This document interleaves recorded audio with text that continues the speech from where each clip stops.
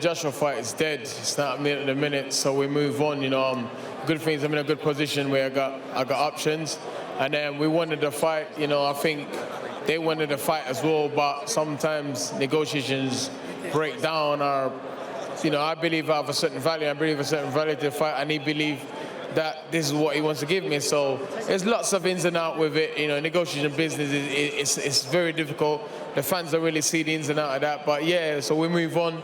I fight April 20th here, hopefully against Dominic Breazeale or Alexander Povetkin and Luis Ortiz, one of those kind of guys. So let's see what Eddie can deliver in the next couple of days. If you had your way, which one of the three that you listed would it be? I'll fight Dominic Breazeale because the big guy has only lost once and he's WBC mandatory challenger. Even though I'm number one, which I've been number one for almost 2 years, and he's number 3 and he's the mandatory. I don't understand. So we want to get to the bottom of that situation once and for all, and hopefully fight and beat him, and Wilder will grow some stones and show up to fight.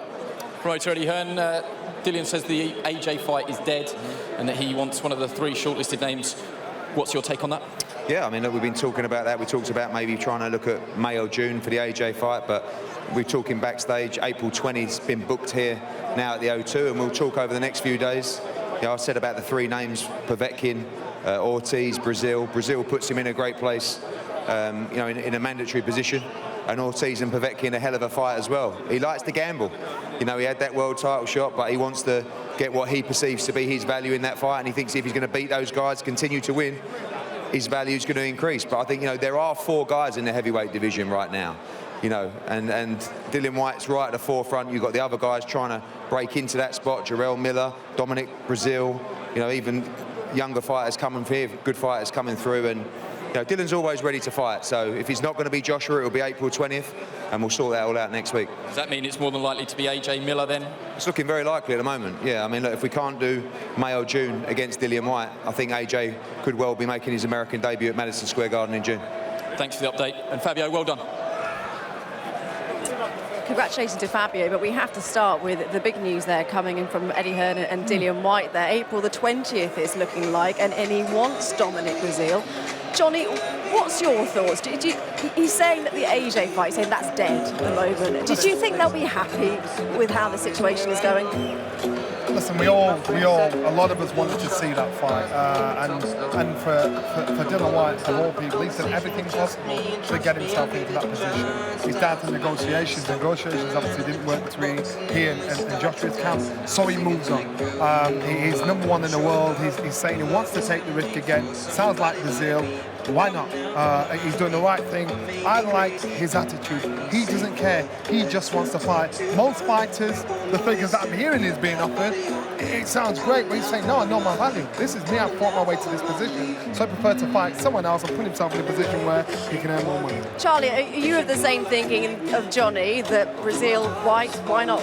Yeah, why not? Listen, Dillian Whyte, I feel, is the most unluckiest heavyweight in a minute. He hasn't getting the fights that he deserves, and he's fighting everyone and putting it all on the line each and every time. So he's putting it on the line, calling Breazeale out again.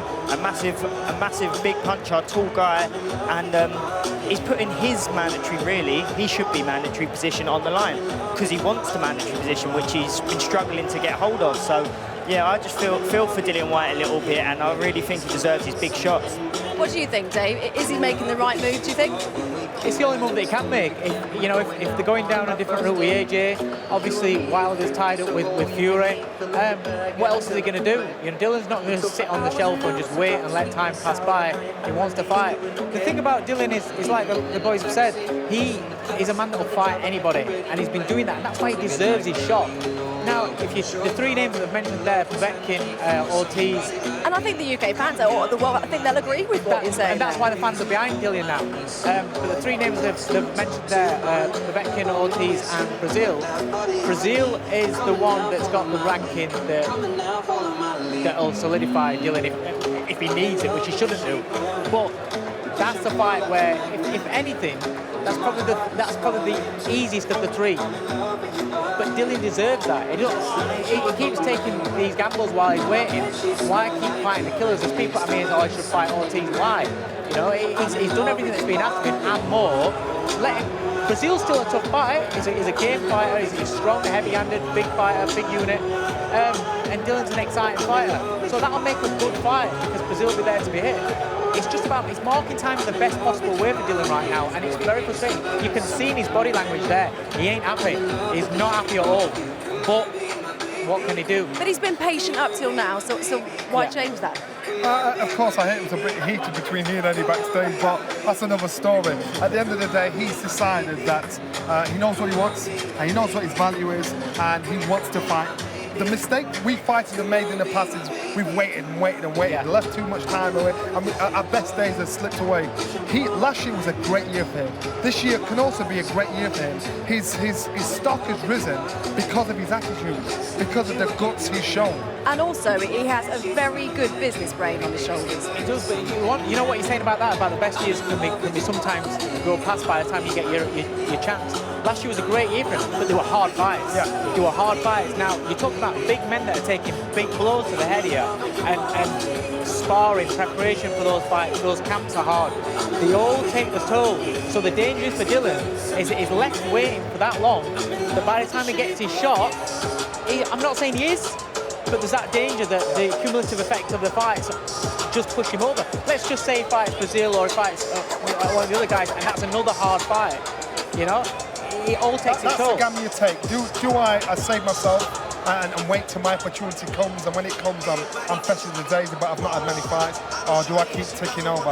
Each fight he has, his confidence has risen, his stock has risen. He's turned the public around, where he's still the same guy he was when he first boxed Anthony Joshua, and people hated him. Now, the fans love him.